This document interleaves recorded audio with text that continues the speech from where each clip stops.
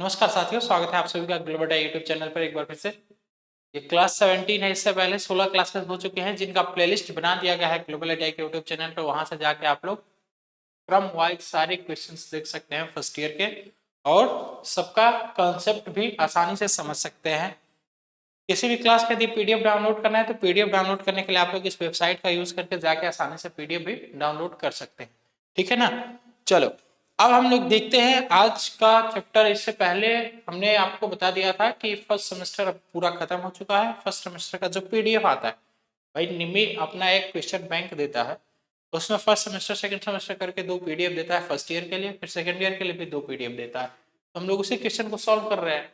तो यहाँ पे देखते हैं, अब सेकेंड सेमेस्टर का पहला चैप्टर है आपका सेल एंड बैटरी। जिसमें पहला क्वेश्चन है कि कौन सी युक्ति धूप को विद्युत ऊर्जा में बदलती है। धूप को विद्युत ऊर्जा में बदलती है। धूप को विद्युत ऊर्जा में बदलने वाली कौन सी युक्ति है भाई। आप सभी जानते हो कि सूर्य की लाइट से या धूप से इलेक्ट्रिकल एनर्जी आप कैसे पैदा करते हो, सोलर सेल का यूज करके। सोलर पैनल लगता है आपके छत के ऊपर, फिर वो सोलर पैनल क्या करता है, उस लाइट को या सन से जो हमें प्रकाश प्राप्त हो रहा है उस प्रकाश को इलेक्ट्रिकल एनर्जी में कन्वर्ट कर देता है, और उसको आप आसानी से घर में अपने यूज कर लेते हो। पंखा चला लेते हो या लाइट जला लेते हो, फिर कहते हो कि अरे यार हम तो बड़े आराम से, क्योंकि हमें हमारे पास सोलर लगा हुआ है ना।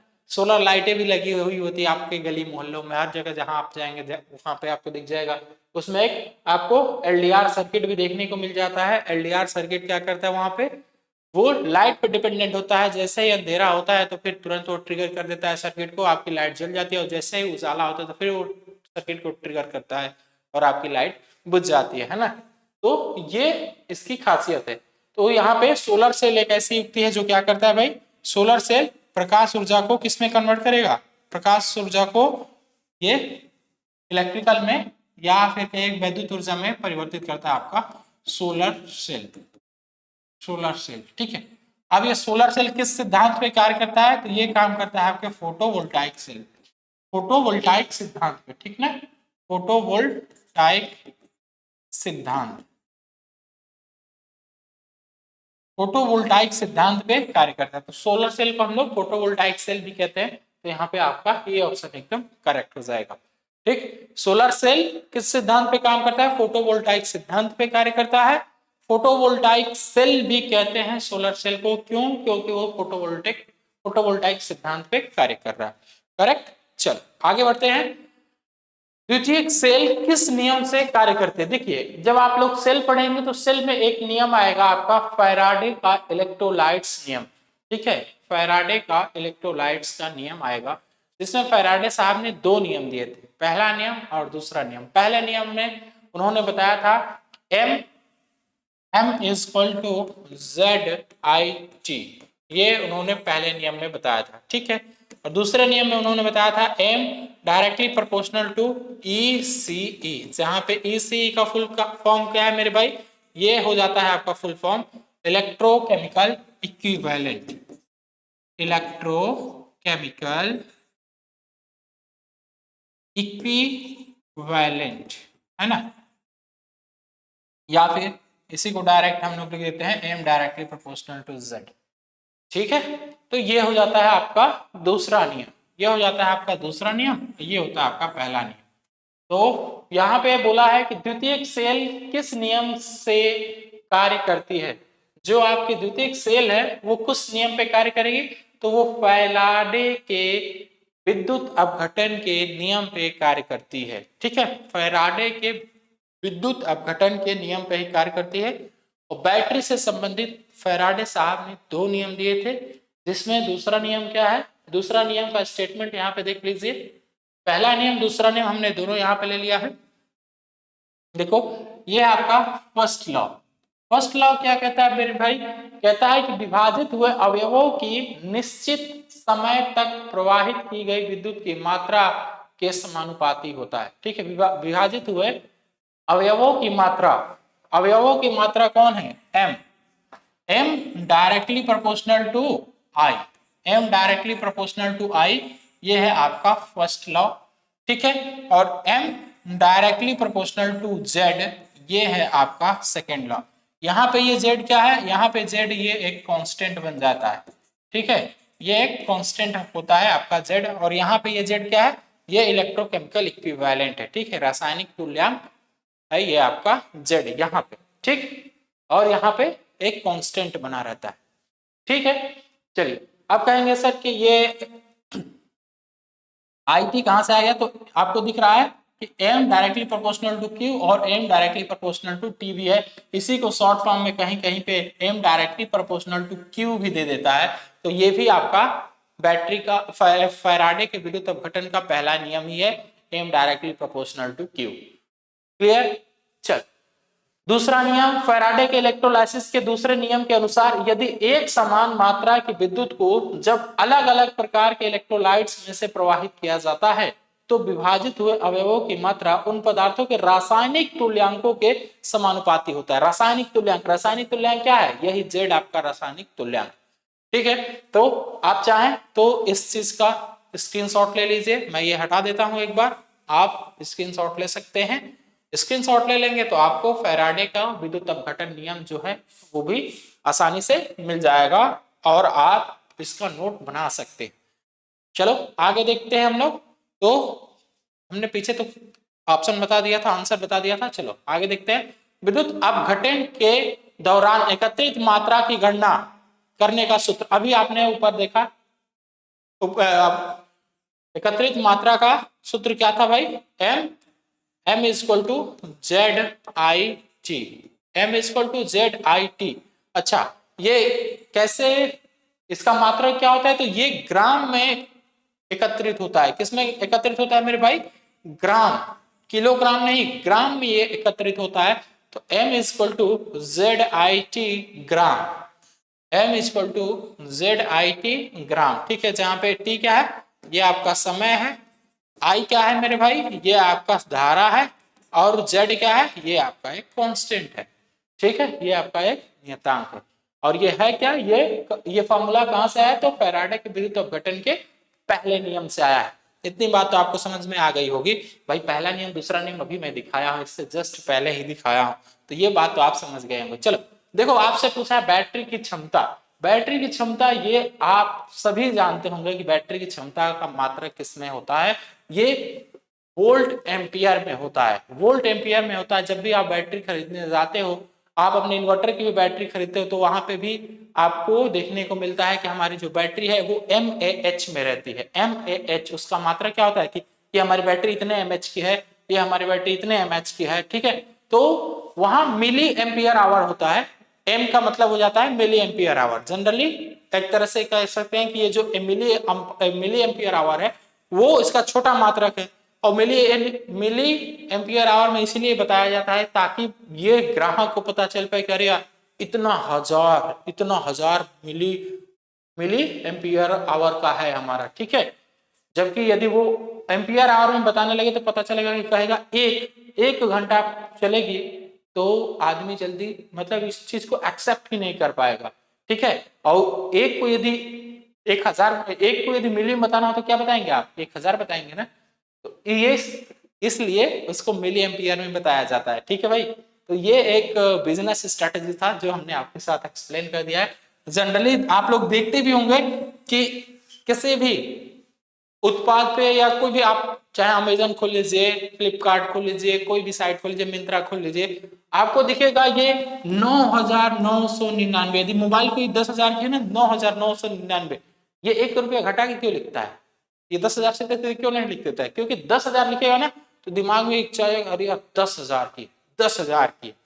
लेकिन यदि 9,999 का दिया, तो यदि इतना लिख दिया तो आप कहेंगे कितना, 9,999, इसको राउंड फिगर लेके आप 10,000 नहीं कहेंगे, आप कहेंगे अरे 9,000, मतलब आपके दिमाग में एक छोटा सा कहीं ना कहीं ये कंसेप्ट बनाया जा रहा है कि ये 9,000 की ही है, 9,000 के रेंज में, 10,000 में नहीं है, ठीक है।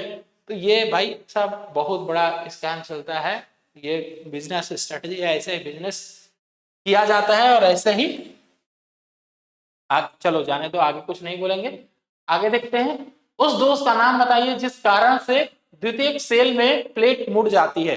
देखो जो हमारी सेल होती है सेल में तीन तरह के दोष होते हैं, एक हमारा सफोकेशन होता है, ठीक है, और एक होता है हमारा बकलिंग, एक होता है हमारा बकलिंग। बकलिंग में होता क्या है, जनरली बकलिंग में जो प्लेटें होती हैं बैटरी की प्लेटें मुड़ जाती हैं, मुड़ जाती हैं, ठीक है, बैटरी की प्लेटें मुड़ जाती हैं, बकलिंग में बैटरी की प्लेटें मुड़ जाती हैं, ठीक है।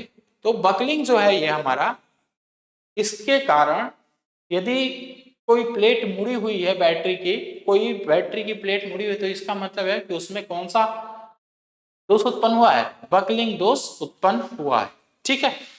चल, विद्युत आवेश की क्या इकाई है, विद्युत आवेश की इकाई क्या है भाई, क्यू का मात्रक पूछा है, तो क्यू का मात्रक आप सभी को पता होगा, क्यू का मात्रक क्या होता है, कूलाम। क्यू का मात्रक क्या होता है मेरे भाई, कूलाम। धारा का मात्रक क्या होता है, धारा का मात्रक आपका बन जाता है एम्पियर, एम्पियर, ठीक है। ये किसका मात्रक है, ये धारा का है। वॉट किसका मात्रक है भाई, ये मात्रक है आपके पावर का, ये आपका पावर का मात्रक है, ये आपके वोल्ट का मात्रक है, या फिर कह दीजिए वोल्टेज का मात्रक है, वोल्ट नहीं वोल्टेज का मात्रक लिखो, ठीक है। ये धारा का मात्रक है, और ये जो है ये आपके आवेश का मात्रक है। इतनी बात आप समझ गए होंगे, तो यहाँ पे डी एकदम राइट आंसर बन जाएगा इसके लिए। देखते हैं लिथियम सेल का निर्गत वोल्टेज कितना होता है। कॉपी पेन लेके थोड़ा तैयार हो जाइए, अभी मैं आपको एक टेबल दिखाने वाला हूं, जिसको डाटा को जरूर नोट कर लीजिएगा। एक चीज और याद रखिए कि इसमें प्राइमरी सेल कौन सी होती है, सेकेंडरी सेल कौन सी होती है।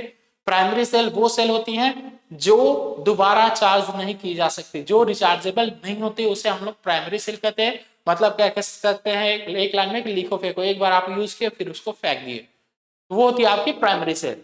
सेकेंडरी सेल वो सेल होती हैं जिनको आप दोबारा रिचार्ज कर पाते हो, दोबारा चार्ज करके यूज कर पाते हो, ठीक है। तो वो आपकी सेकेंडरी सेल होती है। पहचानने का ये सिंपल सा तरीका है कि जिस सेल को आप दोबारा चार्ज करके यूज कर सकते हो वो आपकी सेकेंडरी सेल हो गई, जिसको आप चार्ज नहीं कर सकते वो आपकी प्राइमरी सेल हो गई, ठीक है। तो ये जो लिथियम लिथियम क्या बोला है, लिथियम सेल आपकी प्राइमरी है या फिर सेकेंडरी है, पहले तो इतना बता दो, फिर मैं ये तो बता ही दूंगा कि इसका ऑप्शन क्या होगा। 2.5 वोल्ट होता है, 2.5 वोल्ट होता है, ये प्राइमरी सेल है या फिर सेकेंडरी सेल। चलो कोई बात नहीं याद है तो आओ देखते हैं प्राइमरी है या फिर सेकेंडरी। देखो प्राइमरी में आपकी इतनी सेल आती है, प्राइमरी में आपकी इतनी सेल है, सेकेंडरी में आपकी इतनी सेल है।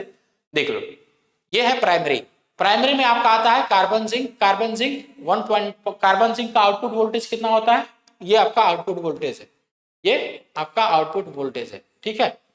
1.5 होता है। जिंक क्लोराइड सेल का कितना होता है 1.5, मैग्नीज एल्काइन का 1.5, सिल्वर ऑक्साइड का भी 1.5, लिथियम का, केवल लिथियम बैटरी का कितना होता है भाई, ये होता है आपका 2.95, और मरकरी का कितना हो जाता है, मरकरी का हो जाता है आपका 1.35, ठीक है। तो ये हो गया आपका प्राइमरी सेल। सेकेंडरी सेल में देख लीजिए, लेड एसिड बैटरी होती है आपकी, निकिल आयरन बैटरी होती है, निकिल कैडमियम बैटरी होती है, जिंक होती है और सिल्वर कैडमियम होती है। इसमें सबसे ज्यादा इंपॉर्टेंट है आपकी लेड एसिड बैटरी। जनरली इसका हर एक एग्जाम में पूछ ही लिया जाता है कि लेड एसिड बैटरी का आउटपुट वोल्टेज कितना होता है, ठीक है। ये बहुत पॉपुलर बैटरी है, इसीलिए इस डाटा को जरूर याद रखिएगा। अब आपसे मैंने क्वेश्चन पूछा था कि लिथियम आयन बैटरी प्राइमरी है या फिर सेकेंडरी, तो वो आपकी है प्राइमरी, ठीक है। वो आपकी कौन सी भाई, प्राइमरी है। ये लिथियम यहाँ पे आयन लगा देंगे तो ये बन जाएगा आपका लिथियम आयन बैटरी। इसका आउटपुट वोल्टेज आपको दिख रहा होगा 2.95 आपके ऑप्शन में नहीं था, हमने कितना लगा दिया था 2.5 लगा दिया था, जो कि एकदम सही आंसर है इसके लिए। तो इसका डी ऑप्शन एकदम राइट बन जाएगा, ठीक है। मेरा रिमोट किधर गया, चलो आगे बढ़े। बोला है कि what is the method of charging if battery is to be charge for short duration at higher rate. कम समय में उच्च दर से बैटरी आवेशित करने हेतु कौन सी विधि अपनाई जाती है, कौन सी विधि अपनाई जाती है। देखो जो हमारा ट्रिकल चार्ज है ना, ट्रिकल चार्ज अपनाया जाता है, धीरे धीरे धीरे धीरे ये बैटरी को चार्ज करता है। कैसे, धीरे धीरे। एक तरह से ऐसा कह सकते हैं कि जब बैटरी में सल्फेशन दोष आ जाता है, बैटरी में सल्फेशन दोष आ जाता है, मतलब कि बैटरी की प्लेटें सल्फेशन दोष में कठोर हो जाती हैं, ठीक है। तो उसको धीरे धीरे धीरे धीरे चार्ज करके ठीक किया जाता है ट्रिकल चार्जिंग मेथड द्वारा। ट्रिकल चार्जिंग मेथड बैटरी को बहुत धीरे धीरे धीरे धीरे चार्ज करता है। इसको ट्रिकल इसलिए कहा जाता है क्योंकि एक तरह से कह सकते हैं कि जो बैटरी का प्लेट कठोर हो चुका है उसको भी ये चार्ज कर देता है, इसलिए इसको ट्रिकल कहा जाता है। ठीक है, बाकी जो मेथड बहुत तेजी से बैटरी को चार्ज करता है वो है हमारा बूस्टर। ठीक है, बूस्ट चार्ज, बूस्ट चार्ज। अरे यार, आप लोग भी रिचार्ज होने के लिए मतलब जल्दी से एनर्जी शरीर में लाने के लिए बूस्टर पीते हो ना। कई सारे बूस्टर्स भी हैं आपके इसमें मेडिकल लाइन में। एक तरह से मुझे जहां तक उम्मीद है, जहां तक लगता है कि एक आपका आता है रेडबुल। रेडबुल भी आपका बूस्टर, एनर्जी बूस्टर ही है। फिर जिम में चले जाए तो कई सारे बूस्टर मिल जाते हैं। आपका स्विंग भी पहले बूस्टर था, लेकिन अब बिक्री उसकी ज्यादा नहीं होती थी तो रेट कम कर दिया गया, तो बूस्टर एनर्जी उसमें थोड़ा सा हटा लिया गया है। ठीक है, तो यहाँ पे ये बूस्ट चार्ज एकदम करेक्ट आंसर है। ट्रिकल चार्ज जो है, ट्रिकल चार्ज हम लोग किस लिए करते हैं? बैटरी के सल्फेशन दोष को ठीक करने के लिए करते हैं। ठीक है, तो यहाँ पे बी ऑप्शन एकदम करेक्ट हो जाएगा। कार्बन जस्ता शुष्क सेल में कौन सा विद्युत अपघट्ट उपयोग किया जाता है? कौन सा विद्युत अपघट्ट उपयोग किया जाता है कार्बन जस्ता शुष्क सेल में? ये ड्राई सेल की बात किया है, कार्बन जिंक ड्राई सेल की बात किया है। इसमें हम लोग विद्युत अपघट्ट के लिए अमोनियम क्लोराइड का यूज करते हैं। किसका यूज करते हैं? अमोनियम क्लोराइड का। विद्युत जो हमारी कार्बन जिंक ड्राई सेल है, इसमें इलेक्ट्रोलाइट्स के रूप में हम लोग यूज करते हैं अमोनियम का। अब कहेंगे आपके सर इलेक्ट्रोलाइट्स क्या होता है? देखो, जो हमारी ड्राई सेल नहीं होती है, मतलब कि जिसमें लिक्विड यूज किया जाता है विलयन के तौर पे, तो जो विलयन हमने यूज किया है, जो हमने एक तरह से कह सकते हो आपकी जो आपने लिक्विड यूज किया है, वही आपका क्या है? इलेक्ट्रोलाइट है। लेकिन ये तो बात क्या है ड्राई सेल की, तो ड्राई सेल में क्या यूज करते हैं सर? तो ड्राई सेल में हम लोग अक्सर पाउडर यूज करते हैं। पाउडर फॉर्म में इलेक्ट्रोलाइट्स को यूज करते हैं। इलेक्ट्रोलाइट्स को पाउडर फॉर्म में यूज करते हैं। वो सूखा, एकदम बिल्कुल सूखा रहता है। तो जो हमारा अमोनियम क्लोराइड है ना, ये भी एक तरह से कह सकते हैं कि पाउडर फॉर्म में, मतलब काफी बारीक चूर्ण होता है। और आप लोग देखते हैं कि जब आपकी प्राइमरी सेल अच्छे तरीके से डिस्चार्ज हो जाती है तो ये एकदम ब्लैक कलर का हो जाता है, जबकि शुरू में ये सफेद कलर का होता है। ठीक है ना, तो ये आपका इलेक्ट्रोलाइट्स हो गया। चलो आगे देखते हैं। द्रव में विद्युत धारा प्रवाहित होना कौन सा प्रभाव है? द्रवों में विद्युत धारा प्रवाहित होना कौन सा प्रभाव है? तो ये तो किसी को बताना नहीं होगा भाई। बैटरी के अंदर क्या भरे जाते हैं? लिक्विड। और उस लिक्विड के अंदर करंट फ्लो होती है, तो वो किस वजह से होती है? वो केमिकल इफेक्ट की वजह से होती है, रासायनिक प्रभाव की वजह से होती है। तो ये बात तो आप सभी को पता होगा कि यहाँ पे रासायनिक प्रभाव, उसी को क्या कहते हैं हम लोग? रासायनिक प्रभाव कहते हैं। अब कहेंगे कि सर मैग्नेटिक प्रभाव क्या है? मैग्नेटिक प्रभाव क्या है? ठीक है, मैग्नेटिक प्रभाव कहाँ पे देखने को मिलता है? तो जब धारा किसी कुंडली से या फिर कह सकते हैं किसी क्वाइल से बहती है, तो वहां पे हमें मैग्नेटिक इफेक्ट देखने को मिलता है। इसका सबसे बढ़िया एग्जांपल आपका कोई भी मशीन का वाइंडिंग ले लीजिए, आर्मेचर वाइंडिंग ले लीजिए या फिर स्टेटर वाइंडिंग ले लीजिए, वहां पे मैग्नेटिक फील्ड जनरेट किया जाता है करंट के द्वारा। ठीक, लाइटनिंग ये सभी को पता होगा कि आपके कोई भी आप फ्लोरोसेंट ट्यूब ले लीजिए या फिर नियॉन लैंप ले लीजिए या कोई भी लैंप ले लीजिए, तो वो आपका एग्जांपल हो गया लाइट का। ठीक है, विद्युत का प्रकाशीय प्रभाव देखने को मिलता है आपके बल्ब के द्वारा। ठीक है, जो हीटिंग इफेक्ट है, हीटिंग इफेक्ट आपका एक बल्ब है जो सूर्य वाला बल्ब होता है, फिलामेंट लैंप। फिलामेंट लैंप आपका दोनों चीज का उदाहरण है, विद्युत प्रभाव का भी और हीट का भी। बाकी हीट का ज्यादा से ज्यादा प्रभाव हम लोग देखते हैं इसमें जहां पे कर्षण कराया जाता है, कह सकते हैं कि जहां पे धातुओं को पिघलाया जाता है, जहां पे धातुओं को इंडक्शन की प्रक्रिया द्वारा पिघलाया जाता है, तो वहां पे हम लोग हीटिंग इफेक्ट देखते हैं ज्यादा से ज्यादा। ठीक है, तो इस क्वेश्चन के लिए कौन सा आंसर सही होगा भाई? इस क्वेश्चन के लिए हमारा डी ऑप्शन एकदम करेक्ट है। सीसा अम्ल बैटरी में ऋणात्मक प्लेट बनाने हेतु कौन सा पदार्थ यूज किया जाता है? देखो, हमने बोला ना कि लेड एसिड सेल जो है ये बहुत ज्यादा इंपॉर्टेंट है आपके लिए, अभी हमने कुछ देर पहले बताया। तो अब मैं यहाँ पे आपसे एक क्वेश्चन पूछता हूँ कि जो आपकी लेड एसिड सेल है, ये प्राइमरी सेल है या फिर सेकेंडरी सेल है? जो आपकी ये लेड एसिड सेल है, लेड एसिड सेल ये प्राइमरी है या फिर सेकेंडरी सेल है? तो याद रखेंगे यस आपकी सेकेंडरी सेल है। ये कौन सी सेल है मेरे भाई? सेकेंडरी सेल है। सेकेंडरी सेल कौन सी सेल होती है? जिनको दोबारा चार्ज किया जा सकता है वो आपकी सेकेंडरी सेल होती है। ठीक है, अच्छा क्वेश्चन क्या बोला है कि इनके ऋणात्मक प्लेट को बनाने हेतु तो कौन सा पदार्थ यूज किया जाता है? ऋणात्मक प्लेट को बनाने के लिए याद रखेंगे आप लोग कि स्पॉन्ज सीसा का हम लोग यूज करते हैं। ऋणात्मक प्लेट बनाने के लिए स्पॉन्ज सीसा का यूज करते हैं। ठीक है, चल आगे बढ़े। आगे देखते हैं कि धातु सतह के क्षरण के नियंत्रण हेतु कौन सी तकनीक की उपयोग होती है? ठीक, which technique is used to control the corrosion of metal surface? Metal surface है उसमें संक्षारण हो रहा है। संक्षारण का मतलब है ये कह सकते हैं आप कि जो हमारी प्लेट है, जो मेटल है, मेटल के ऊपरी सतह धीरे धीरे पपड़ी के फॉर्म में छोड़ रहा है। ठीक है, पपड़ी के फॉर्म में वो निकल रहा है, तो ये चीज हो जाता है हमारा, अरे आम बोलचाल भाषा में इसको आप लोग मूर्छा कहते हो यार, जनरली गांव में इसको क्या कहा जाता है? मूर्छा लग गया है, धातु के ऊपर मूर्छा लग गया। तो ये किस वजह से हुआ है? ठीक है, मूर्छा में क्या होता है भाई, उसका वजन पहले तो उसका वजन बढ़ता है, पहले उसका वजन बढ़ता है, जब उसको आप निकाल देते हो तब फिर उसका वजन घटता है।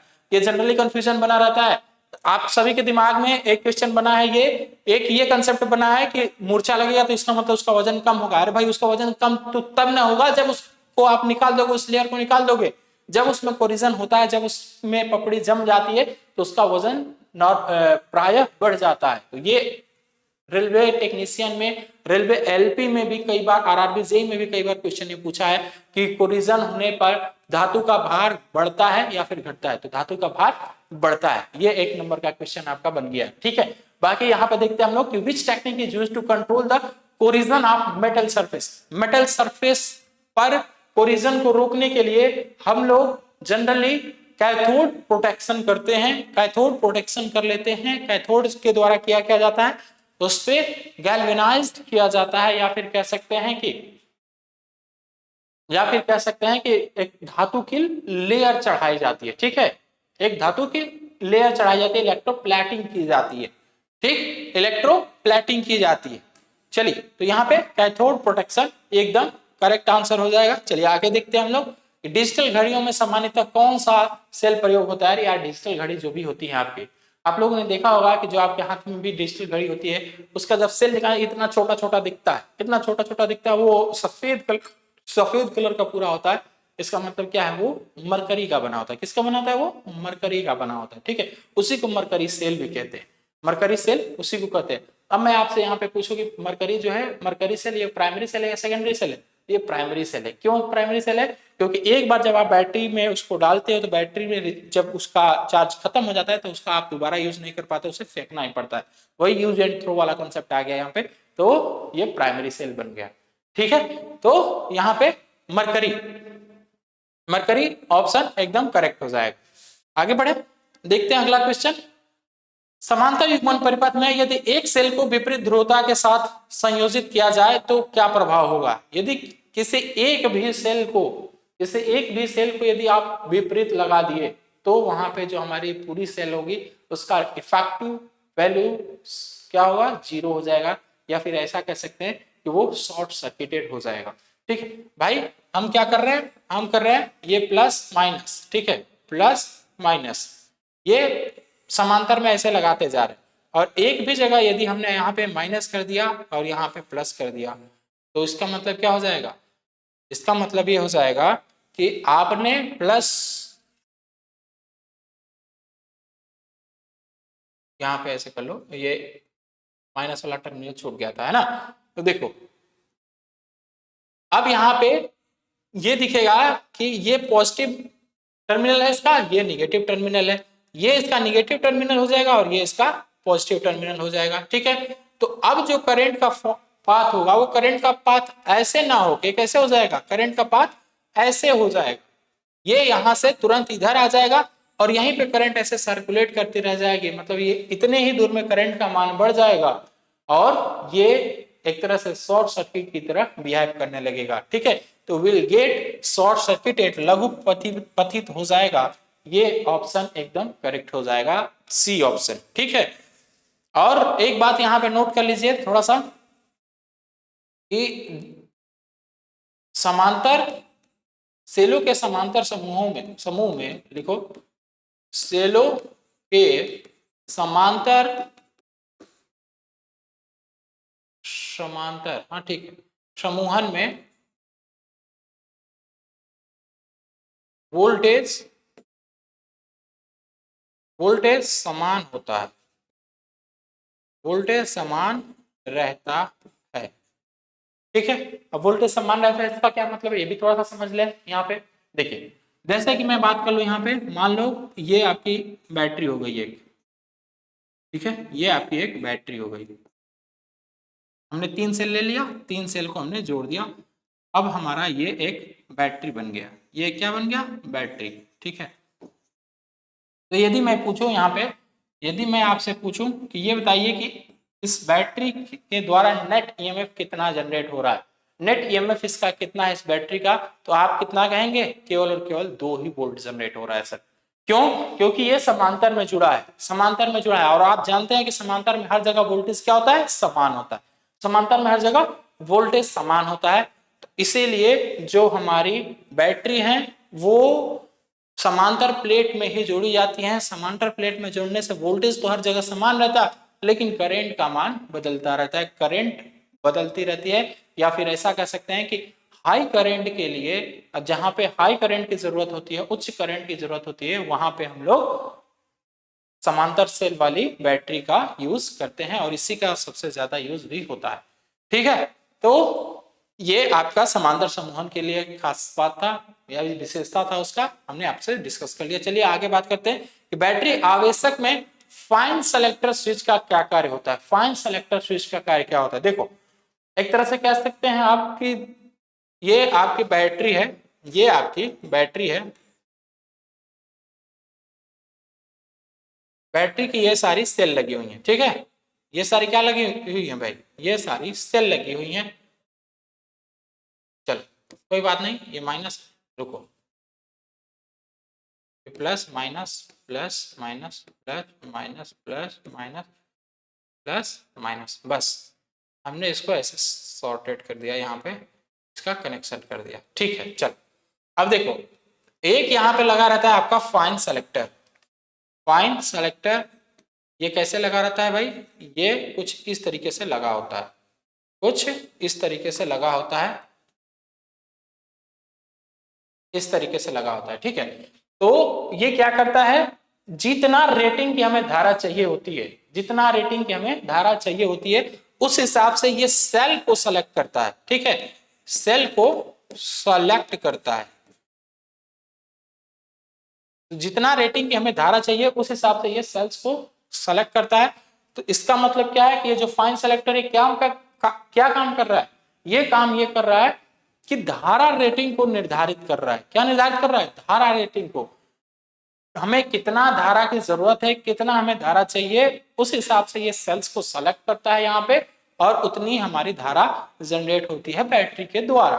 ठीक है, तो यहाँ पे देख लीजिए, धारा रेटिंग का चुनाव, सिलेक्शन ऑफ चार्जिंग टाइम, यहाँ पे ए ऑप्शन में ही, हाँ ए ऑप्शन ही मैच कर गया, सिलेक्शन ऑफ चार्जिंग मेथड नहीं, ये सब ऑप्शन नहीं सही है, ए ऑप्शन ही एकदम सही है। और मैंने आपसे बताया है कि हमारा आदत है कि जब ए ऑप्शन सही हो जाता है तो एक बार हम क्रॉस क्वेश्चन चेक करते हैं पूरे ऑप्शन को, क्योंकि अक्सर एक ऑप्शन के साथ खिलवाड़ हो जाता है, मतलब एग्जामिनर वहां पे आपके साथ खेलना चाहता है। ठीक है, चलिए तो आज के लिए बस इतना ही, फिर देखते हैं हम लोग इससे आगे वाले क्वेश्चन नेक्स्ट लेक्चर में। धन्यवाद।